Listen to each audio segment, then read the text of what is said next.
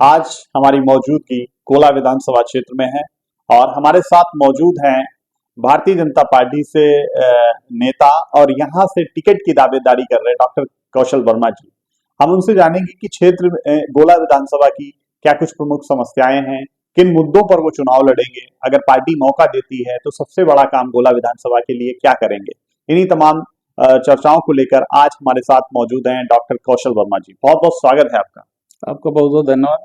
Channel के माध्यम से सभी दर्शनार्थियों को मैं धन्यवाद दूंगा। और डॉक्टर साहब, हमारा आपसे सवाल है कि आप डॉक्टर भी हैं, तो राजनीति में किस तरीके से, राजनीति का रास्ता क्यों चुना?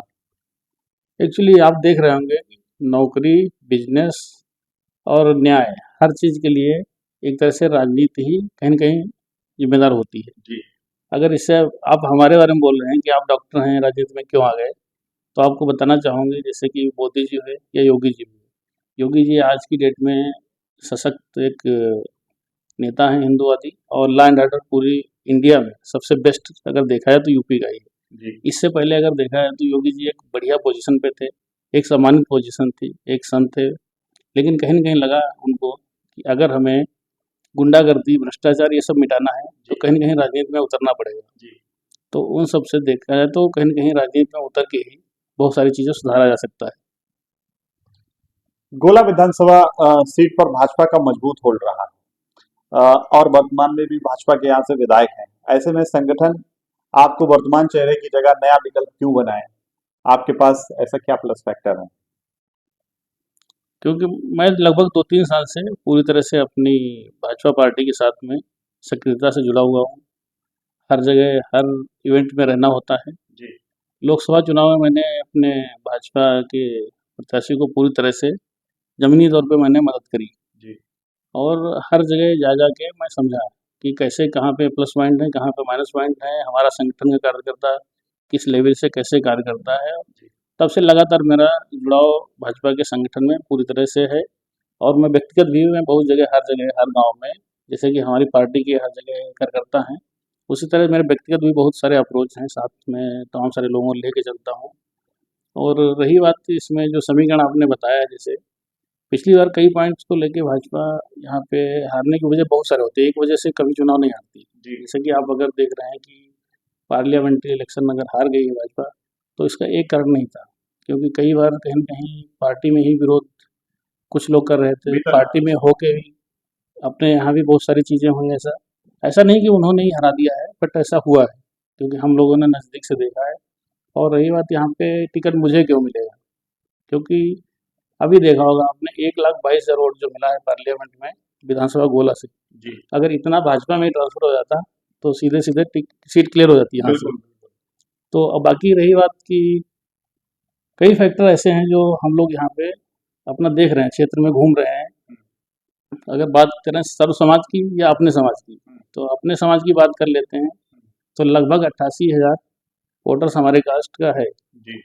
और सामने जिनकी बात कर रहे हैं वो 988 हैं, उनमें भी 500 लगभग विरोध में ही रहते हैं। जी। और सर्व समाज में हमें डेली हर कास्ट के व्यक्ति से मिलना होता है, उनका जुड़ाव हमसे है कितना है वो तो हम डे बाय डे देखते रहते हैं। तो बहुत अच्छा लगाव है लोगों से, हर समाज में, हर समुदाय में, ला के ऊपर से नीचे तक। जी। हम आपकी सोशल मीडिया पर देख रहे थे, लगातार आपका जनता से जुड़ाव रहता है, लगातार आप जनता की मदद करते रहते हैं। तो एज अ डॉक्टर, एक प्रोफेशन आपका डॉक्टर का भी है, तो उसके लिए भी समय देना है, प्लस जनता के लिए भी समय देना है, तो कैसे संभव होता है? देखो, चुनौतियाँ तो लेनी पड़ेंगी। 8 घंटे सोने के लिए बहुत है। बाकी मैं सुबह निकलता हूँ, कई घंटे शाम को निकलता हूँ, पूरी हमारी टीम है। जी। हर कैटेगरी में मैं टीम बाँट रखा हूँ। जैसे कभी-कभी मुझे पत्रकार लोग सजेस्ट कर देते हैं, कभी टीचर सजेस्ट करते हैं, कभी लोकल छोटे-छोटे पॉलिटिक्स में जो लोग हैं वो सब सजेस्ट करते हैं कि यहाँ आना चाहिए, ये दिक्कतें हैं यहाँ पे। और हर जगह जा के मैं हर जगह मिलता रहता हूँ। जैसे कभी लोगों से बोल देता हूँ कि कोई भी ज़रूरत हो, किसी भी टाइप की कॉन्टैक्ट कर सकते हैं, किसी भी टाइम। जी। गोला विधानसभा क्षेत्र में कुर्मी, मौर्य, दलित और ब्राह्मण ठाकुर मतदाता, ये इनका एक बेहद महत्वपूर्ण समीकरण है। आप सर्व समाज को साधने और विपक्ष के जातीय कार्ड को ध्वस्त करने के लिए क्या गणित लेकर चल रहे हैं? देखिए, इसमें सबसे पहले तो होता है कि अपना घर मजबूत हो। तो मेरा घर जैसे बोले ना अभी 88,000 वोटर्स है, जी। तो घर तो मजबूत है ही है। जब राजनीति क्या करते हैं, राजनीति में पहले सबसे पहले घर मजबूत करो, फिर सबसे पहले बाहर से सबको जोड़ो आपस में, और बाहरी लोग तभी जुड़ेंगे जब अंदर से आप मजबूत होंगे। जी। और रही बात हम लोग को मिलने की, तो हम हर किसी के यहाँ जाते हैं, हर समुदाय में बैठते हैं। जी। इवन जो कहते हैं ना कि सपा का वोट बैंक है, जी। अगर मैं आ जाऊँ तो कम से कम 20,000 प्लस वोट जो सपा का, जी। मैं काट के भाजपा में लाने की क्षमता रखता हूँ। जी। तो इस तरह से हम कहीं न कहीं 40 से 50,000 वोटर्स अनएक्सपेक्टेड लाने की क्षमता है हम लोगों में व्यक्तिगत तौर पे। जी। और बाकी भाजपा संगठन हमारे साथ है पूरी तरह से, और संगठन में हम सबसे जुड़े हुए हैं, और संगठन ही आगे डिसाइड करता है कि कौन चुनाव लड़ेगा। बिल्कुल। ऐसा नहीं कोई भी कहता है कि हम चुनाव लड़ेंगे, टिकट मिल जाए, टिकट डिसाइडिंग पूरी कमेटी करती है। डॉक्टर साहब, जब हम गोला विधानसभा में लोगों का हमने जब ओपिनियन किया, लोगों की राय ली, तो तमाम लड़कियों की शादियों में आपने कहीं फ्रिज दिया है, कहीं उनकी मदद की, आर्थिक तौर पे मदद की है, और कहीं कहीं ऐसा बाढ़ पीड़ितों के लिए आमतौर पे देखा जाता है कि जो मददगार होते हैं वो वहां पर पैकेट बांटते हैं, लेकिन आपकी टीम क्या करती है कि एक पूरा सामग्री लेकर जाती है और वहां खाना बनवाती है और फिर वहीं बंटवाती है, और पत्रकारों को, पुलिस को, इन तमाम वर्ग के लोगों को आप समय समय पर इनका सम्मान करते रहते हैं। तो ये सब चीजें, ये समाज सेवा किस तरीके से संभव हो पा रही है? इसके लिए मैं आपको शुरू से बताता हूँ। जैसे आपने बोला कि बाढ़ क्षेत्र में जाते हैं तो पूरी टीम के साथ वहाँ राशन लेके खाना ही बनाना शुरू कर देते हैं। अभी मैं जब उधर गया था हजूरपुरवा साइड में, शारदा नदी किनारे, तो पहले तो गया था देखते हैं वहाँ क्या कैसी ज़रूरतें हैं। जी। जब देखा कि वहाँ कुछ लोगों ने 2-4 पैकेट बाँट दिए, लेकिन वहाँ पे पूरा नहीं हुआ। जी। तो फिर हमने फ़ोन करके पूरी गाड़ी वहाँ की, वहाँ पे पूरा खाना बनाना शुरू किया, और उससे क्या होता है कि कितनी डिमांड है उसके हिसाब से चलता रहता है। बिल्कुल। फिर पता चला कि बहुत सारे लोग बीमार हैं, इलाज के लिए आना मुश्किल है, मतलब अगर दवाई हॉस्पिटल में फ्री दे दूँगा तो यहाँ आ भी नहीं पाएँगे, इतना भी पैसे नहीं है। आप फ्री में ऑपरेशन करते हैं, ये भी सुनने में हाँ, आया। वो तो बताता हूँ मैं। फिर वहाँ पे मैंने दवाई अरेंज करवाई, वहीं पे मैंने देखा 200-400 लोगों को, उसी से निकल के आए। कुछ लोग ऐसा है कि इन्फेक्शन हो गए हैं, बाढ़ चल रही है, और आदमी के पास पैसा नहीं है, आयुष्मान कार्ड भी नहीं बना है, आस-पास क्षेत्र में आयुष्मान कार्ड भी नहीं चल रहे थे उस समय। जी। तो फिर उसको बुलवा के हमने कहा कि ऐसा है, फ्री में ही ऑपरेशन होगा। मैं भेज के इवन गाड़ी भी भेजा, क्योंकि वो आदमी 200 रुपए भी नहीं खर्च कर सकता यहाँ तक आने के लिए। जी। तो गाड़ी से बुला के ठीक करके भेजना हुआ ऐसा। कई सारे बेचेपुरा गाँव हैं, उस जगह किया। करसोर साइड में पूरे गाँव कट गए थे, वहाँ पे मैंने पूरी तरह से 2-3 बार मैं सामग्री बँटवाई और कई कैंप लगाए। उस शायद एक गाँव ऐसा था वहाँ कभी भी कैंप नहीं लगा आज तक। लोग बोले थे आज़ादी में, आज़ादी से आज तक कभी कैंप ही नहीं लगा। लोग ऐसे ही रहते हैं जो भी है। तो वहाँ बड़ा खुश हुए लोग जब वहाँ पहुँचे।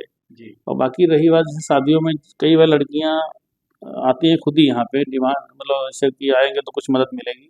जी। 1-2 लड़कियाँ आई अपने गौतम समाज की, तो आई तो बोली कि सर आना है कार्ड लेकर, तो मैं खुद ही बोल देता हूँ कि चलो ऐसा करते हैं, ये 2-4-5 चीज़ें दे देंगे आपको। जी। उसमें अच्छा तब लगता है जब वो खुद डिमांड करती है। मैंने बोला कि ये चीज़ें मैं आपको दूँगा, तो एक लड़की सीधे बोलती सर ऐसा है, मुझे फ्रिज की ज़रूरत है, फ्रिज आप दे दो, बाकी आप आ जाइएगा। जी। तो अच्छा लगता है ऐसा कि मतलब जो सामने से डिमांड होती है उसको मैं पूरा कर पाता हूँ। बिल्कुल। और कई बार मरीज़ जो होते हैं, एक बाबा जी थे वहाँ पे, मुझे कई पत्रकारों ने फ़ोन कर दिया। जी। एक पत्रकार थे विजुआ क्षेत्र के, एक बाबा जी हैं, तो वो बड़ा बीमार थे। जी। तो बोले ये तो बहुत दिक्कत की बात है, कहीं न कहीं फिर हमको फ़ोन आया, मैं सीतापुर था, फिर उनको बुलवा के इलाज करके ऐसे भेजा। ऐसा एक नहीं है, मैं लाखों लोगों का इलाज फ्री कर चुका हूँ और सैकड़ों कैंप लगाता रहता हूँ। जी। फिर मुझे ज़रूरत समझ में आई कि यहाँ पे आयुष्मान की ज़रूरत है, क्योंकि यहाँ पे आस-पास हॉस्पिटल है नहीं ऐसा, जी। आयुष्मान जो फ्री में इलाज करता हो। बिल्कुल। तो मैंने फिर आयुष्मान लेने के लिए पूरी ताकत लगाई, पूरे सिस्टम जुटाए, तमाम सारे डॉक्टरों को हायर करना होता है उसमें, क्योंकि हर ब्रांच के लिए एक फिक्स्ड स्टाफ चाहिए होता है, तभी आयुष्मान हो पाएगा, अदरवाइज़ नहीं हो पाएगा। बिल्कुल। फिर अभी जो मुख्यमंत्री ने कैशलेस वाला किया, तो अपने हर तरह से कैशलेस इलाज की व्यवस्था भी की, कि कल को कोई मतलब जो भी है वो फ्री इलाज भी पा सके। और बाकी तो मैं करता रहता हूँ। और रही बात, कई बार ऐसे असहाय लोग होते हैं, कई बार एक आध लोग के मर्डर हो गए, उनकी बहनें शादी करने वाली थी, रिंकू वर्मा कांड सुना होगा आपने। जी। फिर उसको मैं तत्काल में भी राहत दिया, 51,000 रुपये दिया। फिर अगली बार बोला था कि शादी कराएँगे, तो शादी कराने के लिए मैं सब पूरी टीम के साथ उसके गाँव गया। जी। वो जो गुलरिया चीनी मिल है, वहीं पे गाँव पड़ता है उसका, बिल्कुल। बिल्कुल एकदम किनारे नदी के। तो इस तरह से कई सारी शादियाँ हम आस-पास कराते रहते हैं, वो किसी जात से रिलेटेड नहीं होती हैं। जात में ब्राह्मण भी हो सकता है, गौतम भी हो सकता है, कोई भी हो सकता है। मेरा सवाल ये है, जैसे ही ये आपका कोई चुनावी स्टंट तो नहीं है कि चुनाव जीतना है तो फिर पैसा खर्च करना है? नहीं, चुनावी स्टंट मैंने तो अभी डिसाइड किया कि मैं 1 साल से डिसाइड किया कि मैं गोला विधानसभा से चुनाव लड़ूँगा।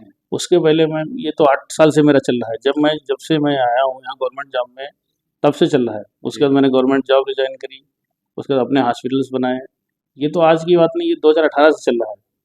अब चुनावी स्टंट इसको कह ही नहीं सकते, क्योंकि जिसको अगर चुनावी स्टंट लगता है या लगता है कि समाज सेवा कर रहे हैं, ये ढोंग है, तो इसमें लाखों करोड़ों रुपए लगता है। तो कहीं न कहीं जनता का अगर फ़ायदा हो रहा है, समाज का फ़ायदा हो रहा है, तो ढोंग सब करें, कोई बुराई तो नहीं है। अगर इतना पैसा खर्च करना है, क्षेत्र में जाना है, जनता क्या चाहती है कि एक नेता ऐसा हो जो घर-घर आए। बिल्कुल। तो इससे जनता का फ़ायदा है।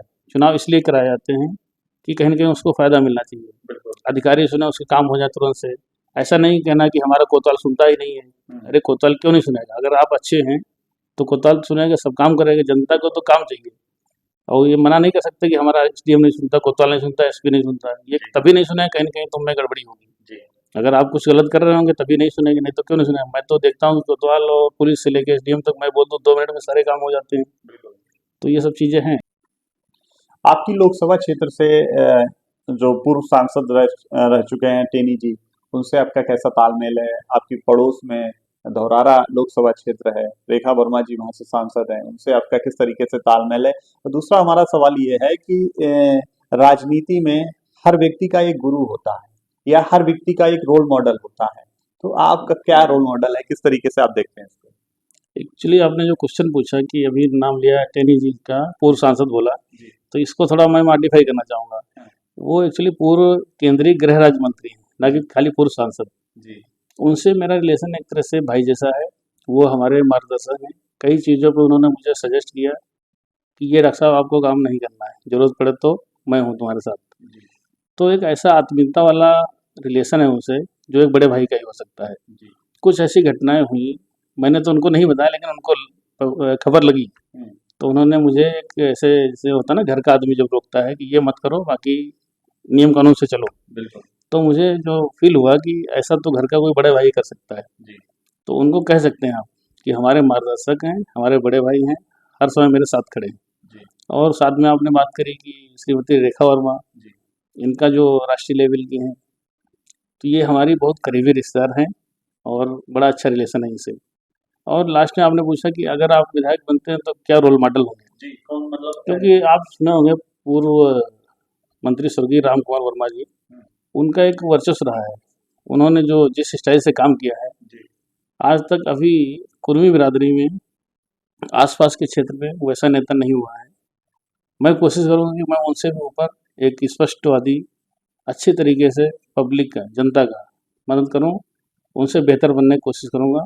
उसी के उन्हीं को मैं एक रोल मॉडल के तौर पे कह सकते हो, या अगर समुदाय में बोलो कि अपनी कम्युनिटी में कैसा क्या करोगे, तो अपनी कम्युनिटी के साथ में उनके ही तरह मैं बनना चाहूँगा, उससे बेहतर मैं कोशिश करूँगा, उनसे बेहतर करके दिखाऊँगा जिला लखीमपुर के लिए।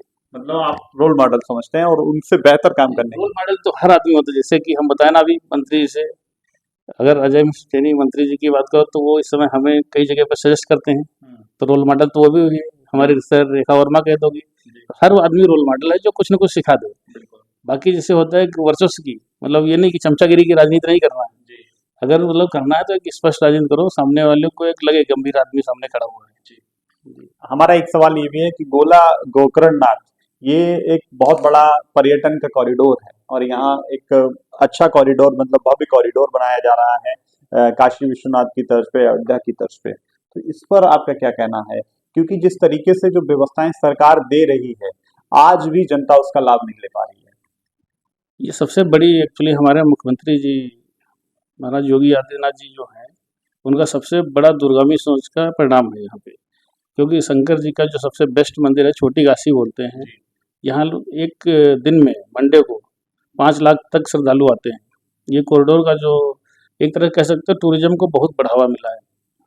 लेकिन तमाम सारी समस्याएं आ रही हैं। मुख्यमंत्री जी का विजन स्पष्ट है, फिर भी कई बार आपने सुना होगा कि कोई जेई के साथ मारपीट कर रहा है, एक माननीय दूसरे माननीय को गाली गलौज कर रहे हैं वहाँ खड़े होके, या अभी आपने एक और सुना होगा कि कुछ मंदिर आवंटन में लफड़े हो रहे हैं।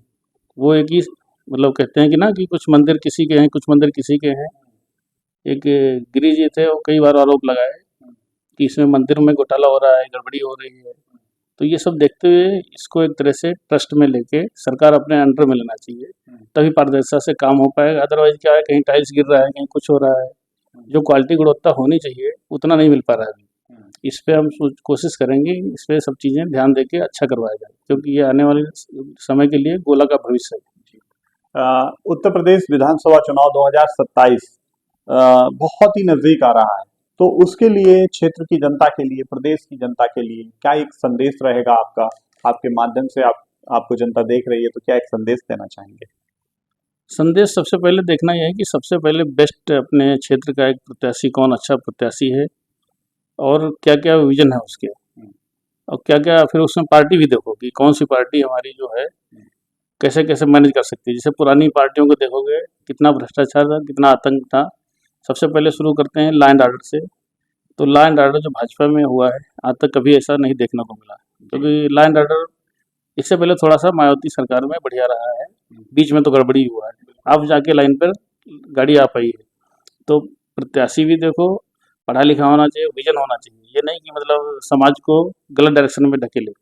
जैसे हम लोग के क्षेत्र में 3-4 समस्याएं दिखती हैं, तो बाढ़ की समस्या है, उस पर काम करने वाला होना चाहिए। दूसरा सबसे पहले एक युवा होना चाहिए जो खुद एक तरह से प्रोफेशनल हो और नशे से दूर रखे। आजकल मैं देखता हूँ कि समाज नशे में जा रहा है पूरा, नशे से एक नहीं 50 फैमिली बर्बाद हो रही है। हमारे गोला क्षेत्र में देखा जाए इतना नशे का प्रकोप है, सैकड़ों जो है बच्चे जो है अपने रास्ते से भटक जा रहे हैं, मारपीट कर रहे हैं, गुंडागर्दी कर रहे हैं।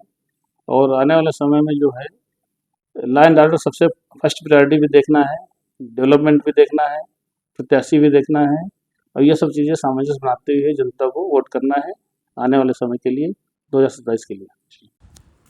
तो ये थे हमारे साथ विधानसभा गोला से डॉक्टर कौशल वर्मा जी, जिन्होंने अपनी समाज सेवा से लेकर अपने राजनीतिक करियर से और तमाम ऐसे विचार हमारे चैनल के माध्यम से आप तक पहुंचाए।